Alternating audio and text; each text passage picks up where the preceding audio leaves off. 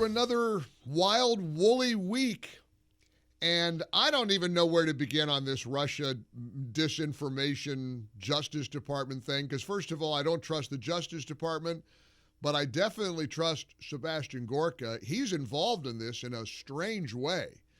When I think of Seb, the word fearless comes to mind. And he is a bold, fearless kind of a guy. And I've gotten to know Seb and his wife and daughter a little bit through the Alaska cruise that we did this year. And of course, I've worked with Seb for years.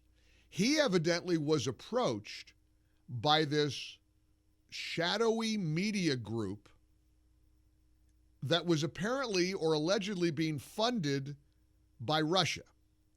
And there are now 3 social media influencers who are in the hot seat. And I like all of them. I mean, I follow them. Benny Johnson, Dave Rubin, and Tim Pool. And they've got big social media footprints, and they are reportedly victims. Now, they were being victimized to the tune of a lot of money. A lot of money. Look, none of us are making minimum wage. And I'm mindful of that, and I'm grateful, and I always tell myself how God has blessed me with an income when people who work a lot harder and are a lot more, honorable than I am, make less money. That it just kind of comes with the territory that when you're a broadcaster and if you've got a measure of success, you make a certain level of money. But these guys, I mean, if these numbers are right, $100,000 a week, that ain't walking around money. And I don't know what to make of any of it because I don't get it. I don't understand any aspect of the story. I know that the Justice Department is coming along and screaming, Russia, Russia, Russia. Here we go again. Russian interference. And I'm confused about it because, of course, Vladimir Putin has announced he's endorsing Kamala. So I don't even know who's benefiting from what. This story about this, here's this headline at Axios, MAGA media ruptures over Russia scandal. And I saw a post on X from my friend and colleague Sebastian Gorka where he's kind of involved in this, or at least they approached him, and he said, absolutely not. I think of, as I said earlier, one word to describe the host of America First was Sebastian Gorka, and that would be fearless. And he fearlessly, you really walked away from $100,000 a week? I can't remember if they were offering me as much as they offered Tim Pool and Benny Johnson and Dave Rubin. I mean, maybe it's my background in intelligence in the British Territorial Army. But look, when somebody you don't know very well offers you a lot of money for not a lot of work, you say, who's funding this? Who are your backers? This is Lauren Chen, who was running Tenet Media, we now know, for Russia Today, for the Kremlin. And she couldn't give me any good answers. And then she finally gives me 3 names, 2 of whom have minimal presence anywhere on the internet and have no background in media, zilch.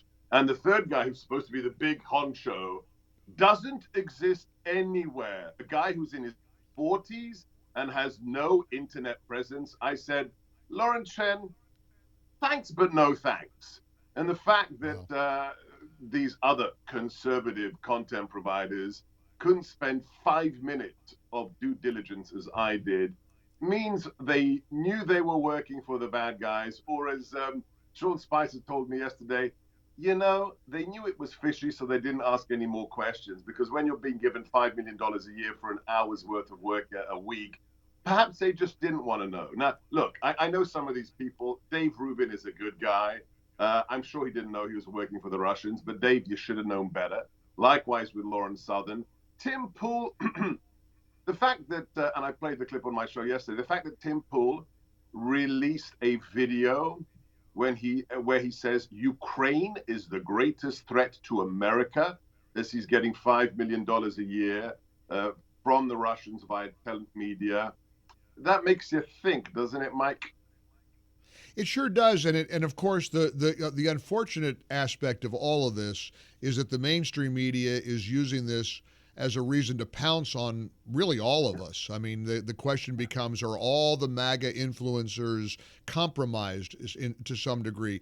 I don't know if you saw what Senator Marco Rubio here in Florida said yesterday. I want to play this clip for you because I really trust your judgment, and obviously look at what you had the wherewithal to do. You asked solid questions. Where's the money coming from? You didn't get a satisfactory answer. You said thanks but no thanks, and you walked away. Clearly, some people apparently did not. Now, to be clear, DOJ is characterizing Tim Pool and Benny Johnson and Dave Rubin as victims, that they didn't know where the money was coming from. They thought they were working for a media organization. But of course, to your point, if you're getting paid that kind of money, what are you expected to provide in return? Nobody's going to pay you. But here's what Marco Rubio said, which really confounds me, and I want to get your take on this, Seb. Here was Senator Rubio yesterday on Fox News. Okay, so disinformation is something totally different from what they are going after or describing. Disinformation is when you make up things that aren't true and you spread it so people think they're true. In this particular case, we are talking about pre-existing political opinions in the United States. These are pre-existing political opinions that have existed well before any Russian engagement or involvement or what have you. One of the indictments that came out yesterday, it does not allege that these people that they say were being funded by the secret donor that was hiding their true identity, they already had these opinions. They already believed in these things. They legitimately believe in the views that they're espousing. They were victims. They were targets of a fraud in which someone posing as just a regular investor had Russian money behind them. Okay, Dr. G, now I'm really confused. Please translate. Well, look, this is typical of Marco Rubio. I think he's a good guy, but he gets over his skis and he talks about things that he cannot know. How does he know that these people, all the views that they espoused while they're on the payroll for this cutout, are views that were pre-existing? How does he know that? Is he inside Tim Pool's head?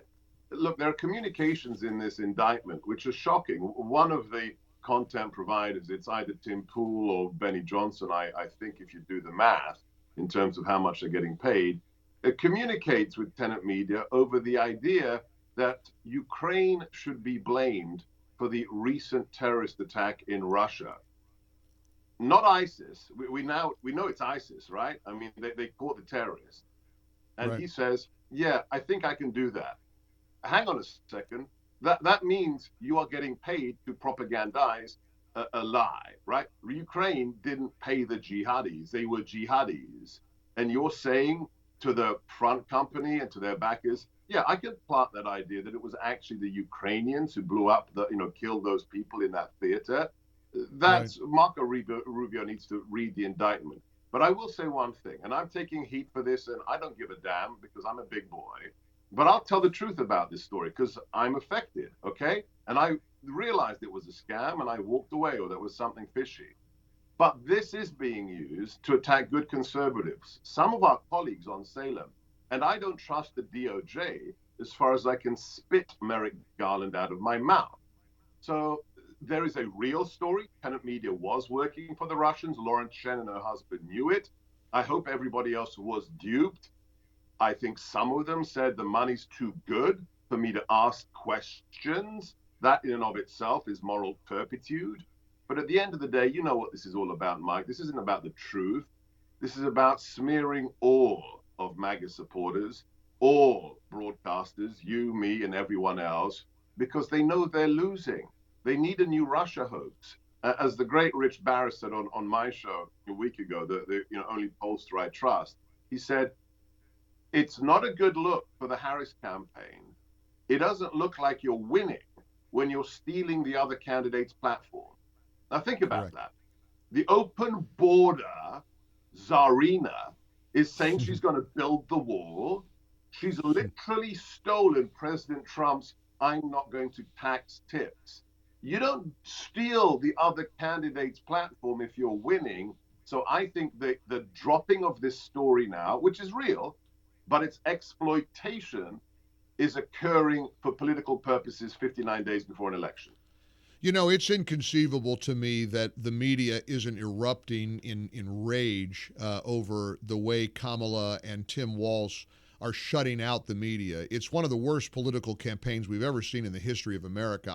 I really can't believe now, but I will say there are signs that there is starting to be a fissure. CNN did like a 3-4 minute piece about Kamala's using Trump's border wall in her own campaign ads. Yeah. After, it was, and I'm going to play that for everybody just here in just a moment. Axios is starting to call them out. Here's the latest flip-flop. Now she's for plastic straws, before she was against them. I mean, it's the most putrid example of, you want to talk about a media scandal. How about the media accepting hook, line, and sinker that she's a viable candidate? Because, Seb, this is one of the worst presidential campaigns and candidacies in the history of America, and everybody knows it. Look, let's put things in perspective. Okay, a 3-minute segment on CNN, Axios does, one story. fatigue. I mean, Right. let's be clear. These are all prostitutes. These are all propaganda whores, every single one of them, right?